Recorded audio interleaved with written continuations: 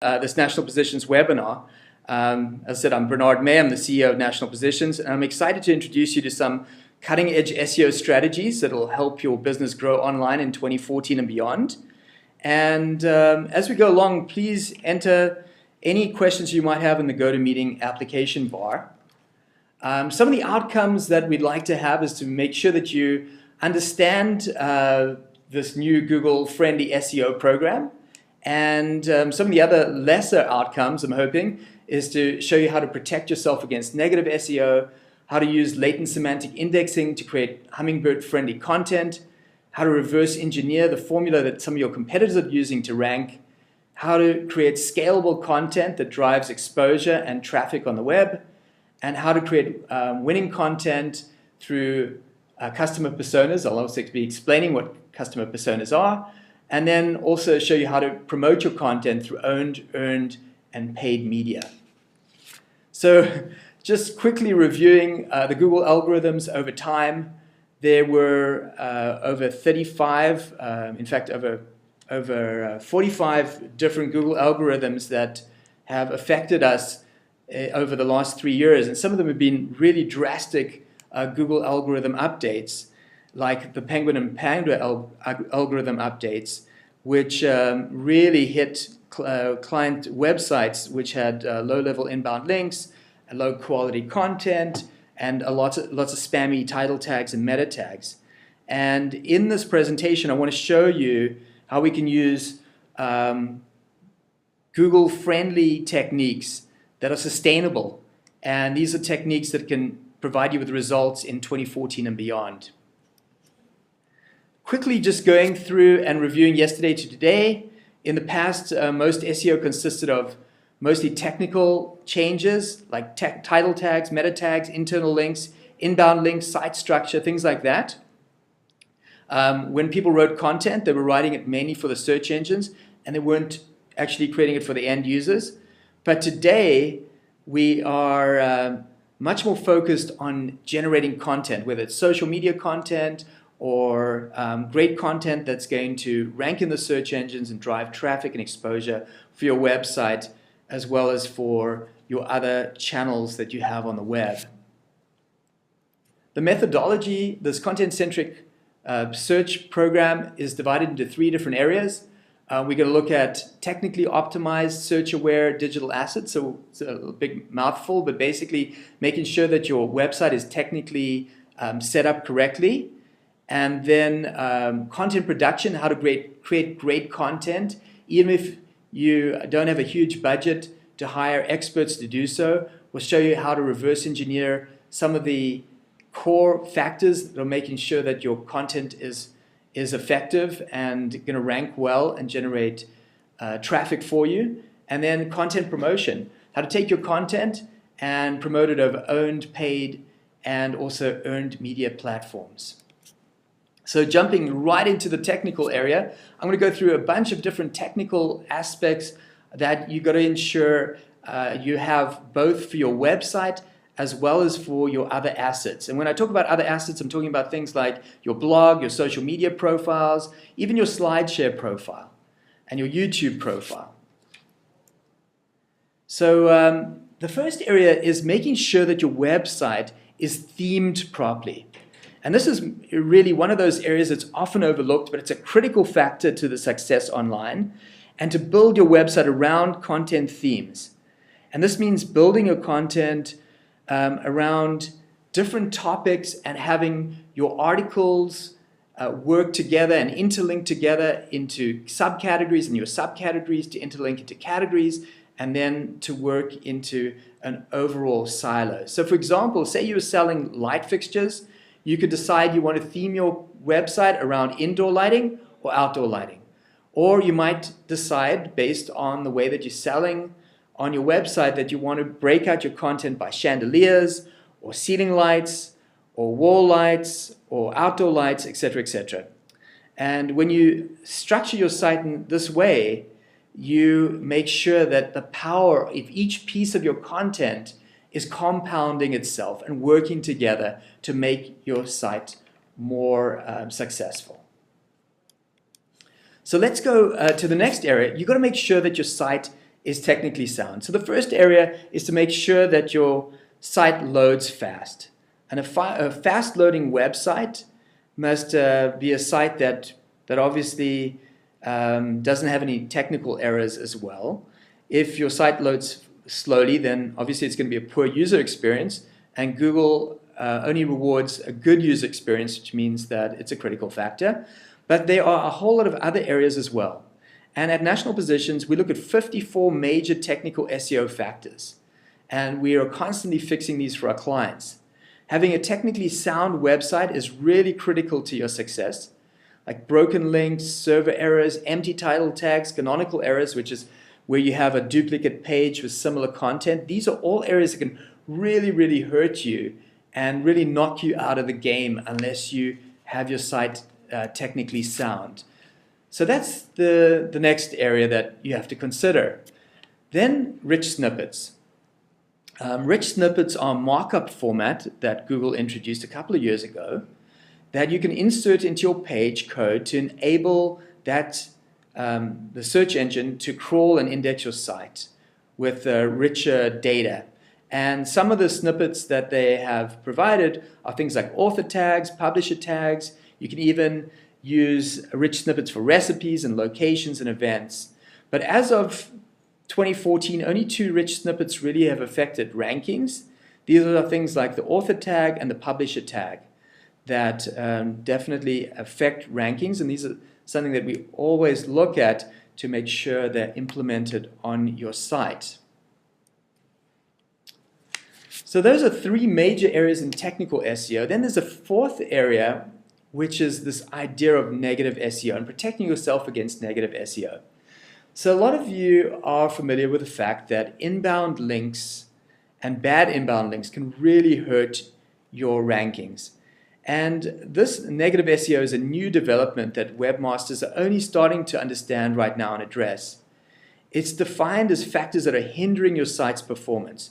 It can be malicious and intentional in the case of a competitor adding toxic backlinks to your site, or it could be innocent or unintentional, as in the case of a webmaster who uses spammy anchor text or inadvertently creates a site-wide link on another website pointing to your site.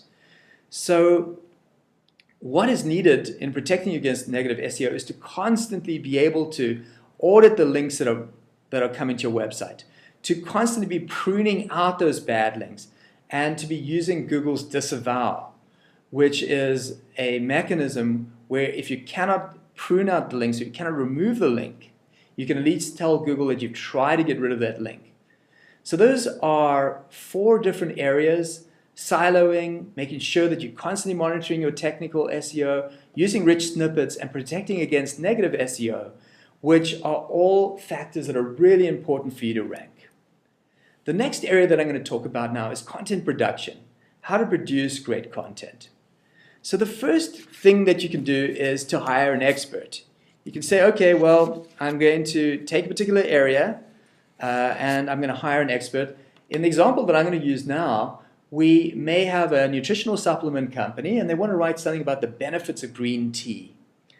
And you could hire someone who's a nutritionist, you could hire someone who's a doctor or a specialist in nutritional supplements and pay them a lot of money and they could write the content for you.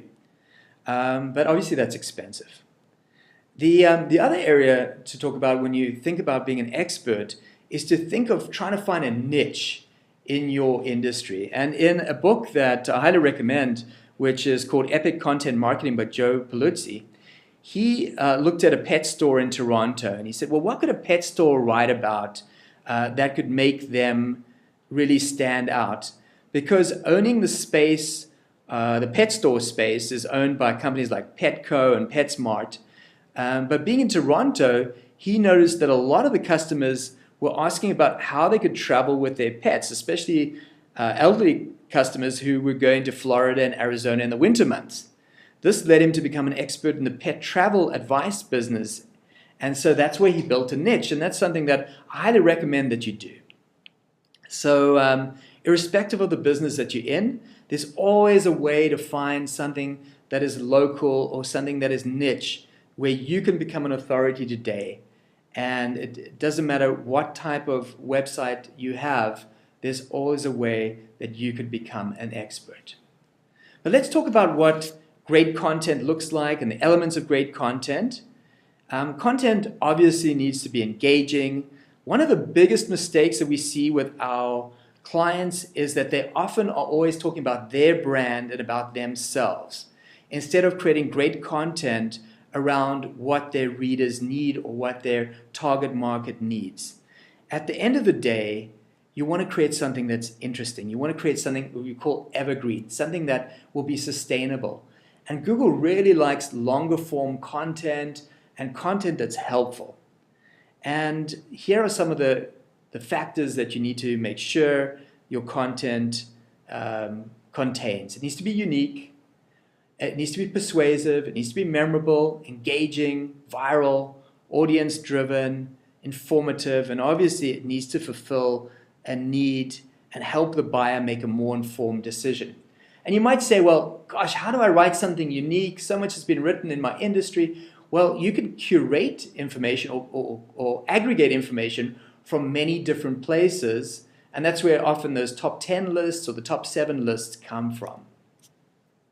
But let me talk a little bit about Hummingbird, and this is Google's latest version of its search engine, which was introduced in August 2013. And the algorithm uses some advanced technology to better understand natural search queries. The Hummingbird search engine was really built around mobile devices and the types of searches that people are making around mobile devices on smaller screens, on devices that are harder to enter information. So they're looking at natural type searches that users would make. And this is an example that is pretty impressive. Is Google trying to understand when you type in the word Taj or Taj Mahal, are you looking for the restaurant that's down, the Indian restaurant that's down the street? Or maybe you're in New Jersey and it would know, based on the context of where you are, that you're looking for the casino. Or are you in fact looking for the Taj Mahal, which is the monument in India? And this is where the sophistication of the Hummingbird engine comes in. And it uses semantic language. And that is where we come to next, talking about latent semantic indexing. And this is a really, really kind of advanced topic, but it's a really interesting one. And we have some technology that we've licensed that can identify the keywords that are ranking at the top of the search engines for any given phrase. We can understand which keywords exist on a page. In fact, we look at the top 10 pages that are returned by Google, and then we look for what is called co-occurrence. And co-occurrence means the keywords that are coming up over and over. Like in this particular area, we're looking at things like software on the web, and it says that development, programming, and software come up over and over. I want to just actually go over and show you an example that we did for green tea. So here's the output of the information for the benefits of green tea. And we can see the 4-word phrases and the 3-word phrases and the 2-word phrases that came out of the search of the top 10 results that were generated.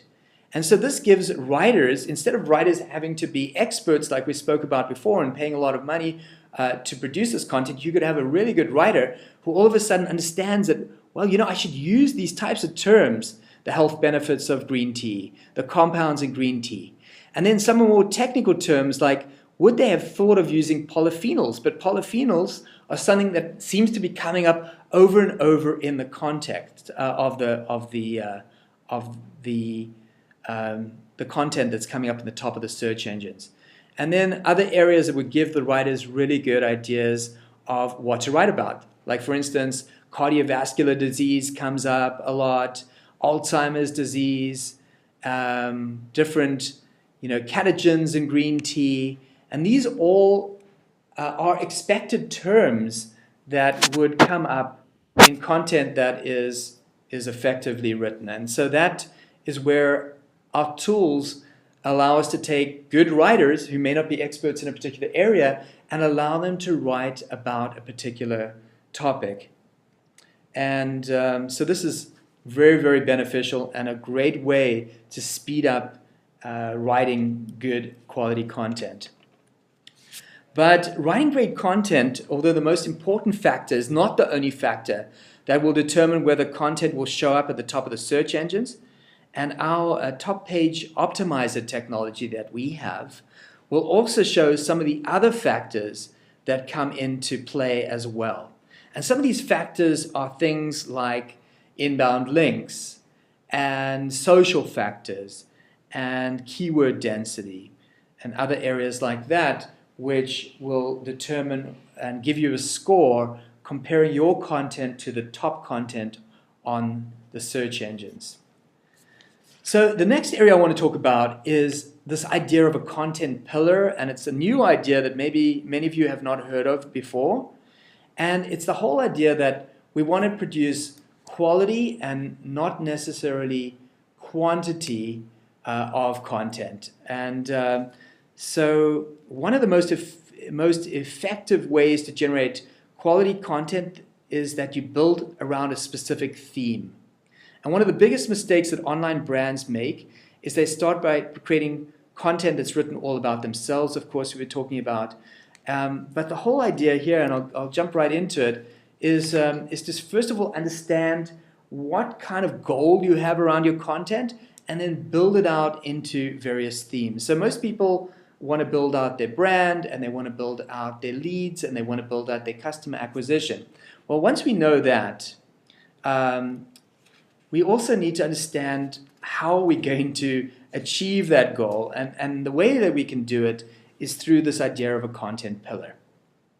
So what is a content pillar? It's basically, as I said, a theme that is determined. We do this on a quarterly basis. We create a theme around a particular area, and we create some really, really great pieces of content and then generate underlying derivative pieces of content. So in this example, we create an ebook, a really wonderful ebook around a particular topic, and then out of that ebook, we generate derivative pieces of content like an infographic, 4 videos, landing pages, blog posts, social media entries, webinars, emails, etc., etc.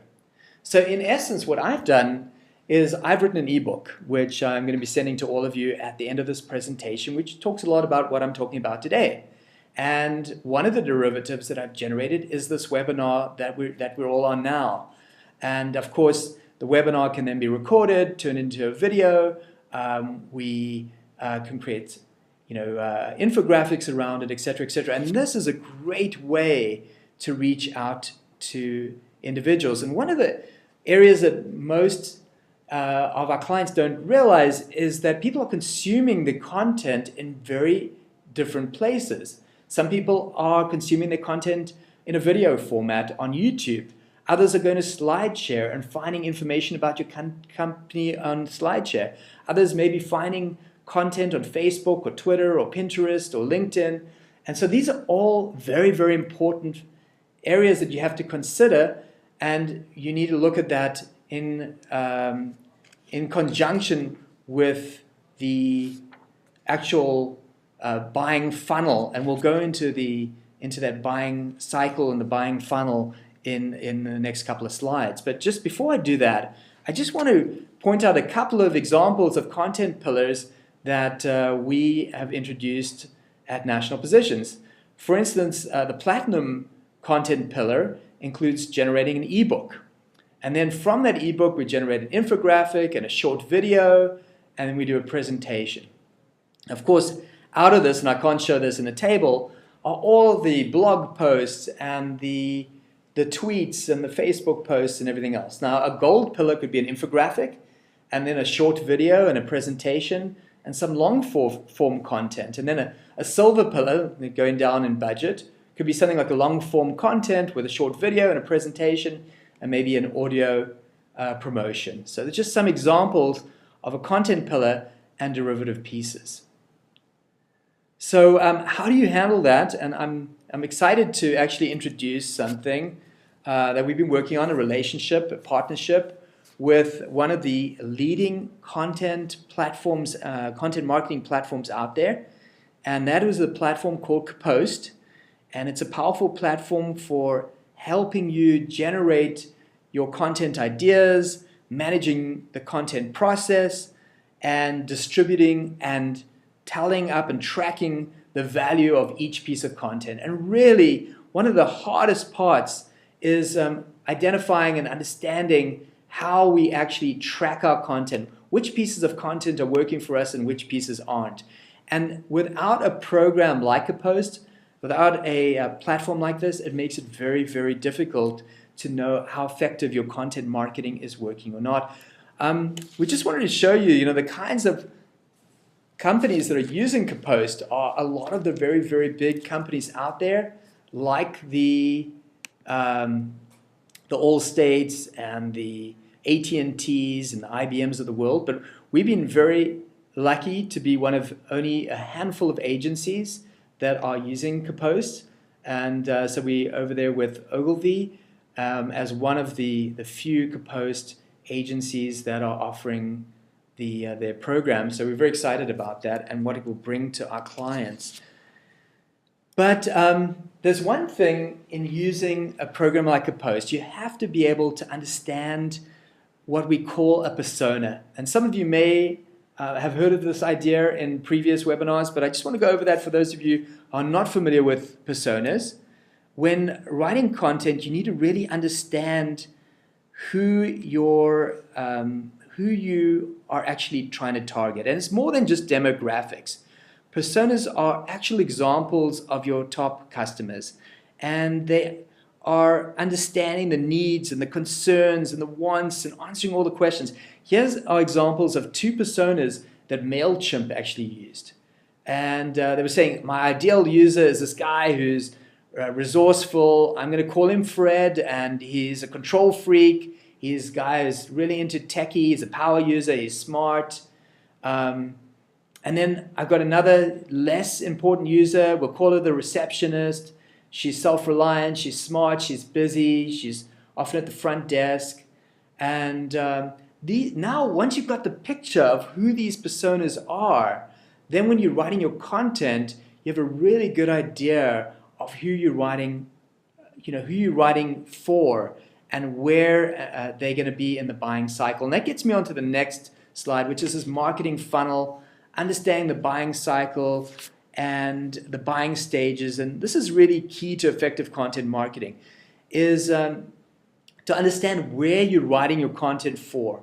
Most of our clients are writing at the awareness or interest or consideration stage. They're trying to get clients to their website and to know about them and to build out their brand. And one thing that's really important and exciting about this particular funnel that a person called Steve Perazzi wrote about, and I found very interesting, is that marketing is becoming more and more important in this funnel, and that the sale starts at a much lower part in the funnel, and that content, especially on the web, content is creating so many aspects of that sales funnel that push cold prospects into interested prospects, which generate qualified leads that then create motivated buyers and then influencers. And then at the bottom of this funnel, which actually is not shown on this particular funnel, is that you want to nurture your clients to return over and over.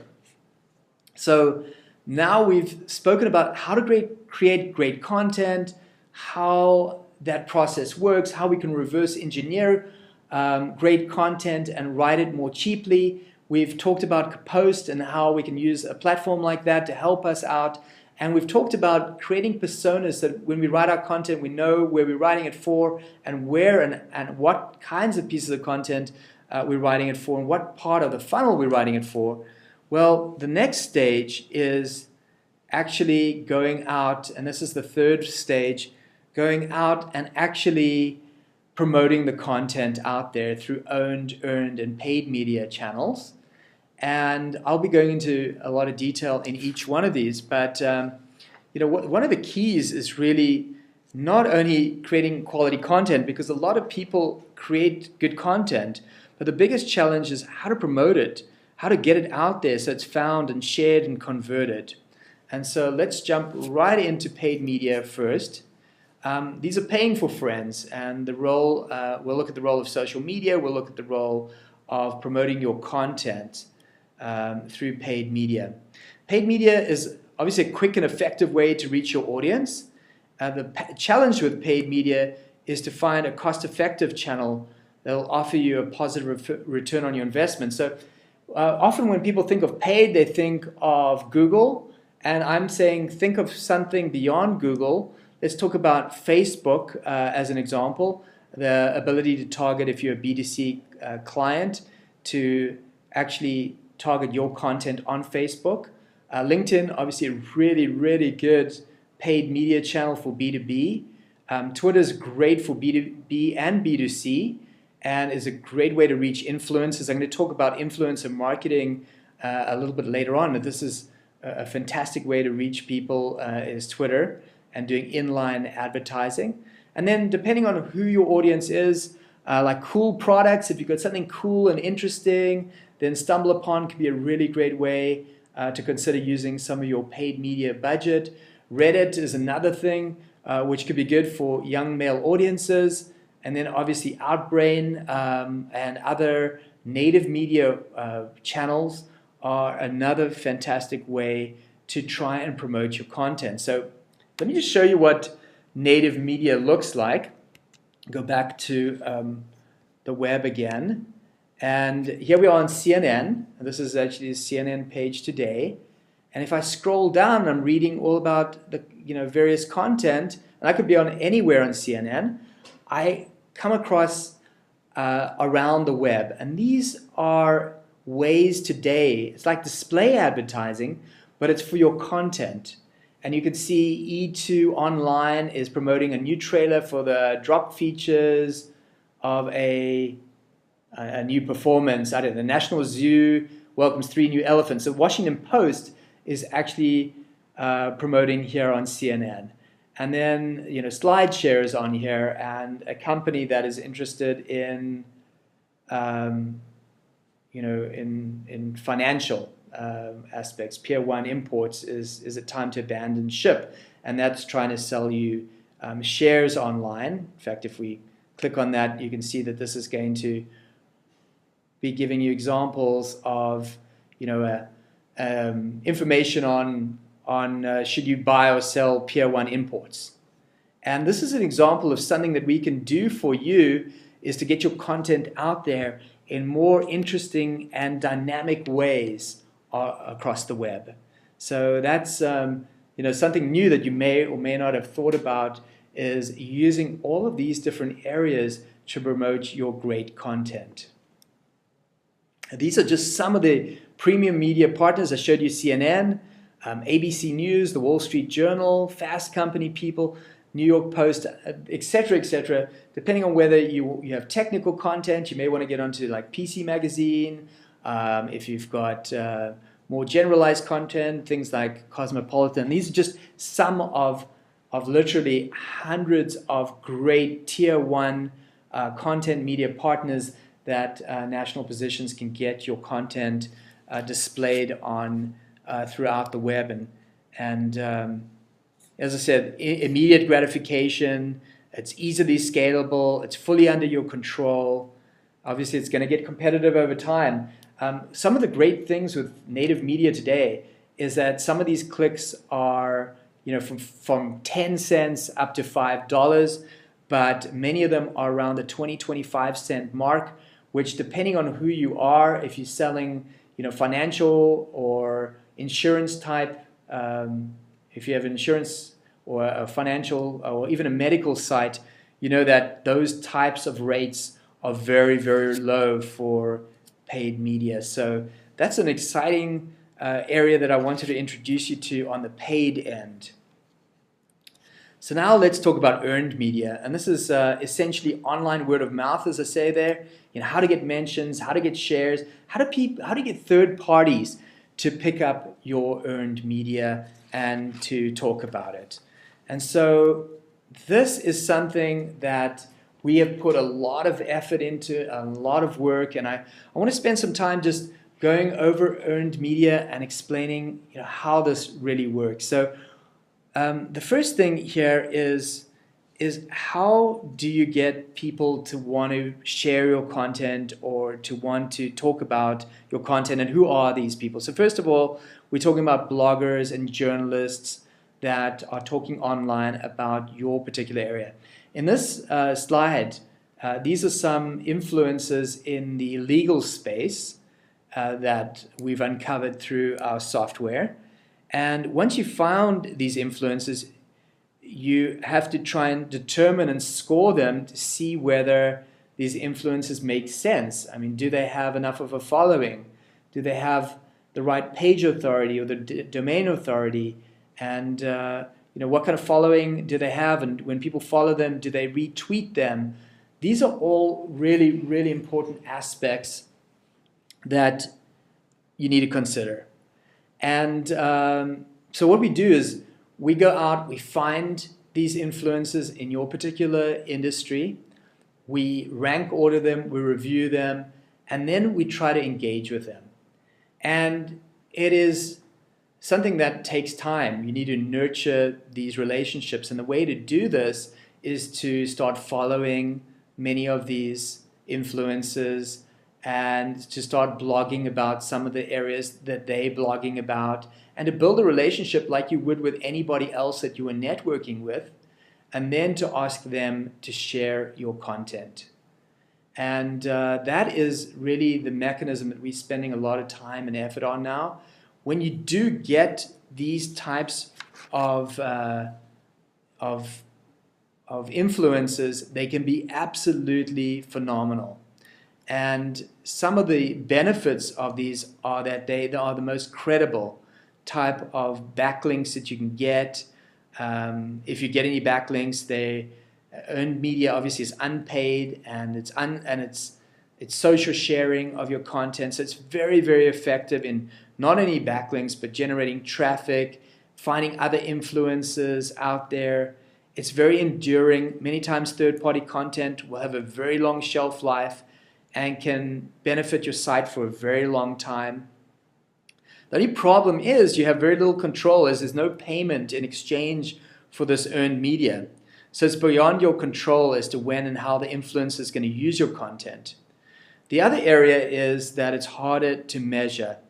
You can determine how many emails you sent out. You can determine how much in the way of retweets and social media shares you got, but on the whole it can be hard. And then the last part is that it can be negative sometimes.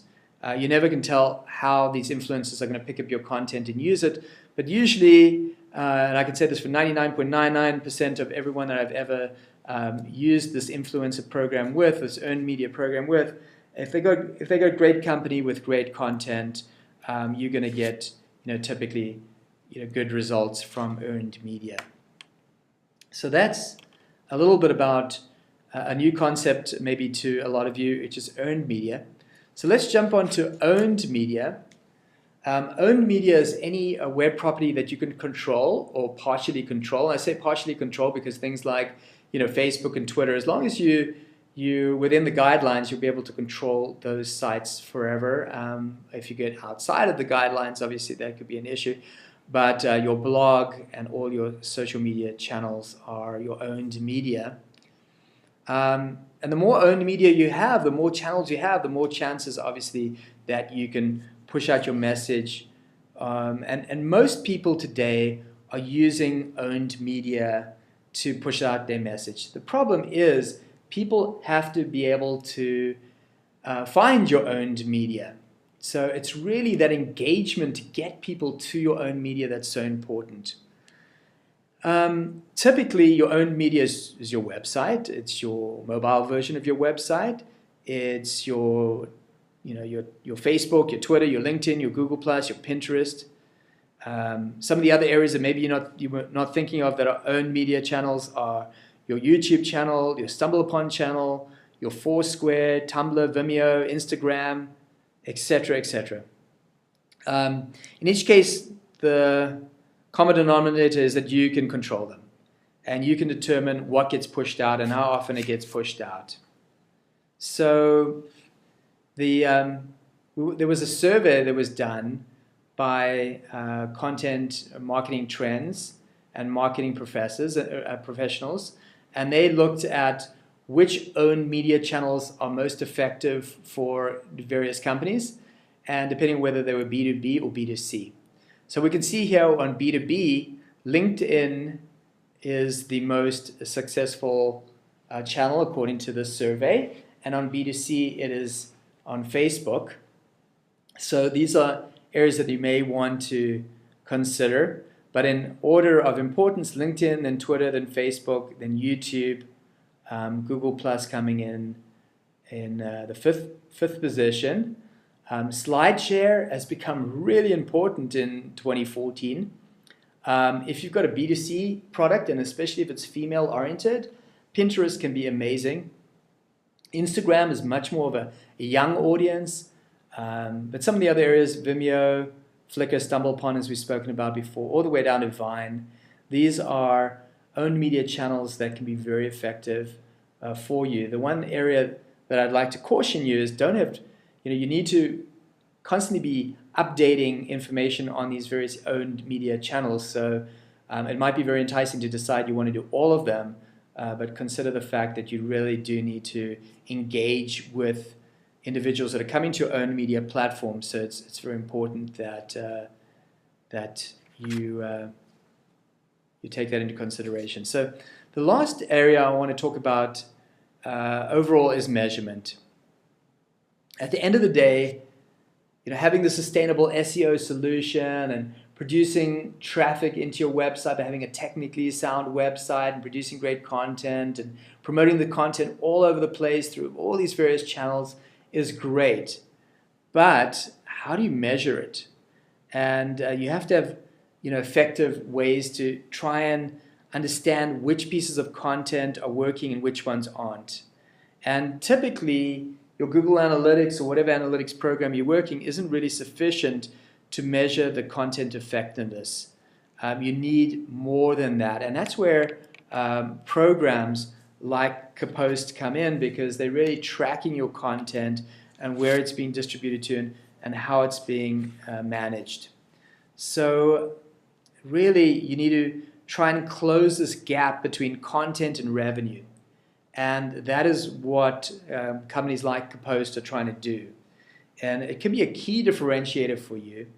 There are a number of factors that you want to look at, and there's a whole new area that we'll be doing another webinar on, which is around content scoring and content measurement. But some of the content factors that you want to look at are things like which piece of content occurred with the first interaction with the future client, and which one was the last piece of content before they actually bought from you or made a call to your company. So those are areas called attribution, and attribution is going to be really important. But let's have a look at some of the areas, the metrics for B2B content marketing, again from the same study that was done about 6 weeks ago, to have a look at what metrics people are looking for on B2B content. And the most important thing is traffic, and that absolutely is the most important area today, is what kind of web traffic are you generating, and then how many leads and the lead quality through your content, and then areas like social media sharing and sales lead quality, and then rankings. And over time, rankings are becoming less and less important. It's the traffic to your website that really is the area that people are most interested in. But these are some interesting metrics that came out of how you measure your content for success and how to close that gap between content and revenue. So we spoke about 3 areas: how to make your site technically sound, and not only your website but all your digital assets that you have. You've got to make sure that your Google Plus profile and your Facebook and Twitter and all these different areas are really optimized for the search engines, because you've got to think of yourself more than just the single channel, which is your website, but all these other assets as well. We talked about creating great content using latent semantic indexing and top page optimizer, and using programs like Kapost. And finally, we spoke about earned, paid, and and owned media.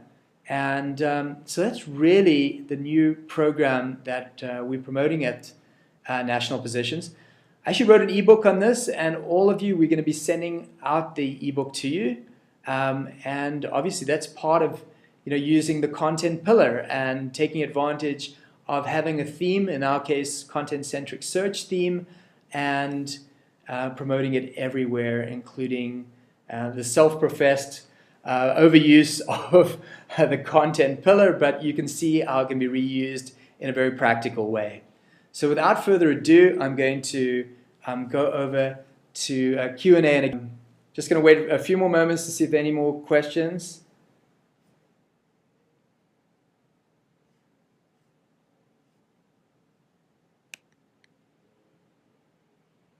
Okay, so Sheila's asking, can you talk a little bit about the difference in the types of paid media? Yeah, absolutely. Let me move over to that slide and just go over the paid media a little bit more. So here we go. The whole idea is to find new ways to offer paid media. Google is becoming exceedingly expensive and very, very competitive. And so the whole idea is to find new ways of promoting, not only promoting your company, but promoting it through the content itself.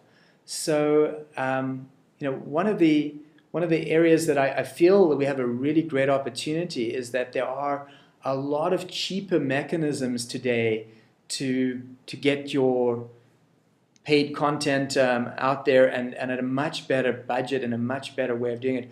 I'm really bullish on this whole idea of a native media like Outbrain, where it's projected that it's going to become a $3 billion industry by the end of next year. So a lot of people getting really involved in native media, and at National Positions we are providing that service to get onto native media. And have it across many, many different platforms and many great websites like we showed over here. So I hope that answers your question, but it's kind of a new way of thinking of paying for people. Instead of going directly to a call to action landing page, you're putting them onto a piece of content. It is really important though that your content has a call to action, and that you're landing them in a softer way, where you actually getting them to gain trust through the content on your website. So let's see if there are any other questions here.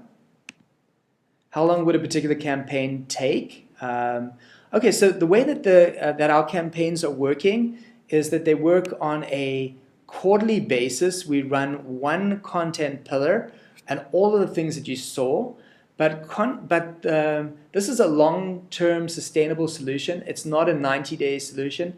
It's a campaign that you do over and over and over. It's like if you said to someone, how long would a TV ad last? Well, you're going to do one campaign over and over, see what works, keep building more content, theme out your content. Maybe if you were, for instance, a bicycle shop and you were trying to promote your mountain bikes, you might want to write a great piece for the summertime on the 7 best mountain bike trails in Southern California. And then as you hit fall, you might want to talk about what the best protective gear is for mountain bike riders. So the different themes that you may want to go out there. It's not a direct I'm the best type of theme selling the company directly, but it's more of an indirect way of selling content. Okay, so Brian says, can you elaborate how to build relationships with influencers? Oh, great. I'm happy that you asked that. Thank you, Brian. Let me go over to this slide over here. So building relationships. It's like anything else. When you build a relationship, you need to do this over time. First of all, you have to decide who you want to reach out to, but the way that you would do it is to really start following someone. So say I found this Kevin O'Keefe, and I am he says he's a dad and he's a husband, he's a lawyer, and he's writing a legal blog. Well, the first thing I'd want to do is to start following Kevin. If he is someone that fits into my criteria, does he have enough followers and all this kind of stuff? So you start following, you start engaging with him, you start retweeting, some of the information that he's posting out there. Another great way is to, when you're doing your blogs, actually incorporate some of the stuff that Kevin's talking about in your blog itself and reference that.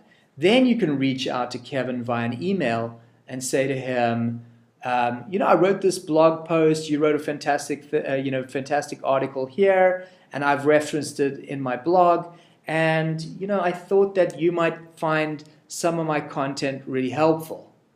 So that really is the way to do it. That's a classic way.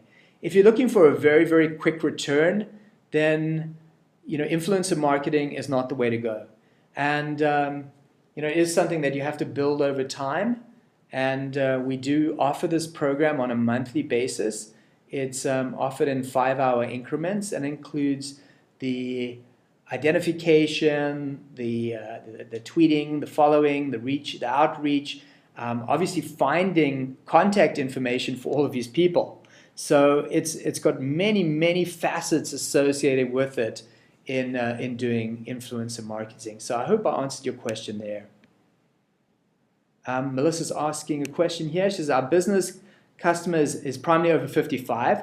We're finding some of them barely use email, let alone social media, so it's advisable to focus on having a very interactive website. Yeah, I totally agree. Sometimes you'd be surprised at your particular target market where you would actually find them. You'll find that one of the biggest growing areas on Facebook are 55 plus individuals. And so, one of the areas that I would talk about, Melissa, what I'd think about doing is surveying your existing clients and trying to figure out what other channels they're going to. Like I said, Facebook. They are picking up their media from different places. And, now you have an opportunity to pick up other customers that from tier one media channels like I was showing you, or going out to other channels that you might have. So a lot of it has to do with interacting and trying to bring the right people to your website as well. So I understand that your website needs to be very interactive. I totally agree that people are reading less and less. And that your website, when people think about content, they often are thinking only about text. That is not content only. Content is very much about images, and it's and video content, and that's why infographics are so popular nowadays. So this is something that's really, really important in engaging with your clients. We're doing like cutting edge things today, like video infographics, which we're in a beta now with a number of our clients, and so a lot of interesting areas that you want to get people more interactive on, and less text, and also the layout of your content is so important. A lot of white space, a lot of bullet points, having images with your content is so important. Okay, not quite sure, Richard, what you were asking about in regards to a specific industry, but if you want to post your question again, I'd be more than happy to answer it. Can you discuss the importance of obtaining reviews by our customers? Okay. Reviews are really, really important, especially for local businesses. They can make or break a company, and this is something that we have a positive reviews program that we offer, and it helps to even out the review status that you have, because most people are apt to review negatively rather than positively, and so that is something that I would highly recommend. If you're interested, please reach out to anybody in our customer team or our sales team, and they'll be able to tell you how to overcome some of these challenges that you might have with Yelp. And of course, rankings, many people feel are influenced by those types of reviews. In fact, for sure they are influenced by those reviews. A structured set offering from national positions would be of a big help for a small business. Needs to scale. Absolutely. Please call our customer service team. They'll be more than happy to help you and our sales team in offering you that and showing you how we can put a program together for you. How can our clients choose our content writers? Do our content writers write the ads, the blogs, and the et cetera, in their own media? Yes. So what we do is we try and pair up our writers. We have writing desks with different types of writers that are appropriate. So we have people who write for legal, we have people who write for medical, people who write in automotive, et cetera, et cetera. So those are the types of things. So as we bring on an account, we usually pair the writer up to the appropriate content. Okay, so how do we use the latent semantic indexing phrases with regards to your particular industry? Oh, okay. So this latent semantic indexing, how it works is you use keywords and phrases. So you already have the top keywords or themes that you're going after. In the example that I gave, we were going after the benefits of green tea, but I'm not sure what your industry is, Richard, but let's just say it was automotive, and you were going after a theme that might be, how do I buy a luxury automobile, and what kinds of what kind of insurance policy I should buy for a luxury car. You would put those types of keywords into our latent semantic indexing tool, and then it would return the top 10 pages of results, and then from those top 10 pages of results, it would provide you with examples of the 4 keyword, 3 keyword, and 2 keyword phrases. So it's all around keywords, putting in keywords. So I hope that answers that question. Well, it looks like I've come to the end of, or the top of the hour, and I've answered all the questions. Thank you so much for everybody for joining. Sorry for the technical problem I had in the first couple of minutes of the presentation where the slides weren't showing up. But I hope that you found this really interesting. Again, please reach out to our sales or customer service team if you'd like to learn more about this product.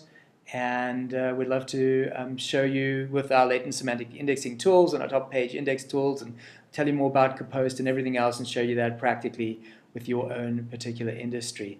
So thanks again for attending, and we really appreciate you coming on board today to be part of this presentation.